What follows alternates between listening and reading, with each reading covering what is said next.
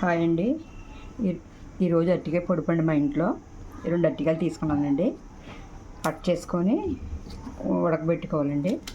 కుక్కర్లో ఒక 3 విజిల్స్ వేయిస్తే కొద్దిగా ఉప్పేసి ఉడకబెట్టాలండి. ఉప్పేస్తే వీటికి ఉప్పు పడుతుందండి. అది లోపల లేకపోతే మనం పచ్చిగా ఉంటుందండి. లోపల కొద్దిగా ఉప్పు పట్టదు, చప్పగా ఉంటుందండి. ఇలా కట్ చేసుకొని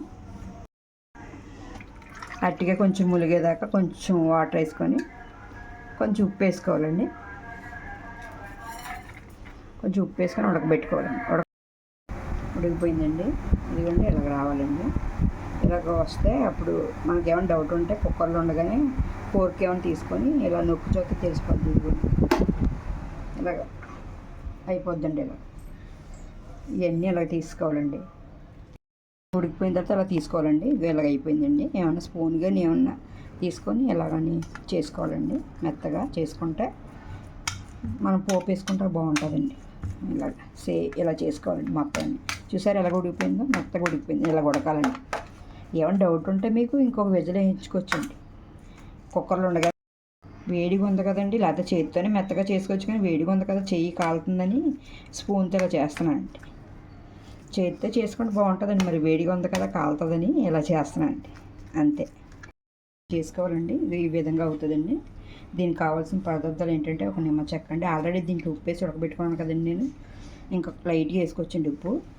తర్వాత దీంట్లో పోపుకు సంబంధించిన మినపప్పు, శనగపప్పు, ఎండుమిరపకాయలు, ఆవాలు, జీలకర్ర అండి, కరివేపాకు, ఎల్లుల్లిపాయ, 4 రేకల ఎల్లుల్లిపాయలు. ఎక్కువ వేసుకున్నా పర్లేదండి. నేను సరిపడగా వేసానండి. ఒక్కొక్క కొంచెం ఎగస్ట్ వేసుకుంటారు కదండి కొంతమంది, అందుకని నేను చెప్తున్నానండి. ముందుగా పొయ్యి అంటించి పెనం పెట్టి ఇలా పెట్టుకోవాలండి. కడాయి ఆయిల్ వేసుకోవాలండి. కొంచెం ఎక్కువ పడుతుందండి. అరటికాయ అంటే కొంచెం ఎక్కువ పడుతుంది కదండి, పోపు కదా, దానితో ఒక 4-5 స్పూన్లు వేసుకోవాలండి. కొంచెం వేడెక్కాలండి. ఇది వేగిపోయింది, వేడెక్కిందండి.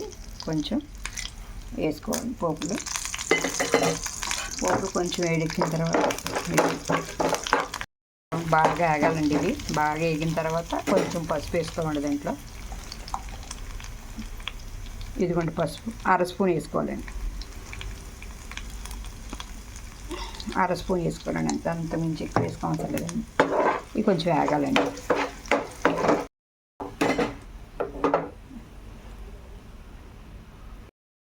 ఇదిగోండి వేగాయండి. కొంచెం ఈ కలర్లోకి రావాలండి.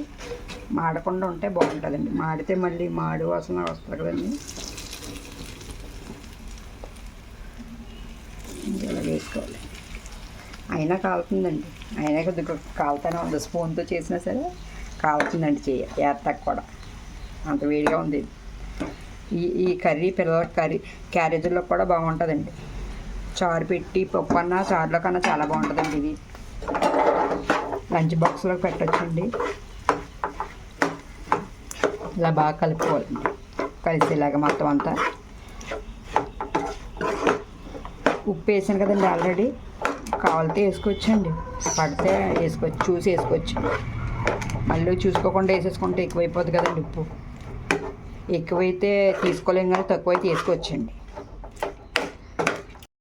కొంచెం ఉప్పు తక్కువగా ఉందండి, కొంచెం ఉప్పు వేస్తున్నాను. అరటికాయ చాలామంది అరటికాయ కూర ప్రకారంగా తింటారు కదండి. ఇలా ఉడకబెట్టుకొని పొడుపులాగా చేస్తే బాగుంటుందండి. పప్పులో కన్నా చారులో కన్నా చాలా బాగుంటుంది.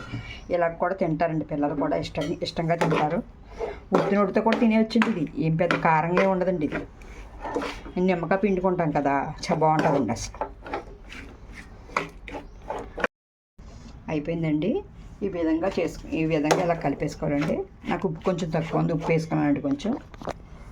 ఇప్పుడు పొయ్యి ఆపేసుకొని నిమ్మకాయ పిండుకోవాలండి. నిమ్మకాయ పిండుకొని ఒకసారి కలుపుకుంటే వేడి అరటికాయ పొడుపు రెడీ అండి. ఒకసారి మీరు కూడా ట్రై చేయండి. ఒకసారి ఎలా ఉందో కామెంట్ చేయండి, షేర్ చేయండి, సబ్స్క్రైబ్ చేసుకోండి. అరటికాయ కూర ఒకటి అనుకున్నారా? కాదండి, అరటికాయ పొడుపు, దాంట్లోకి ముద్దపప్పు, చారు అండి. మెయిన్ చారు ఉండాలి కదండి. అరటికాయలకు కంపల్సరీ చారు ఉండాలి. ఒకసారి మీరు కూడా ట్రై చేయండి.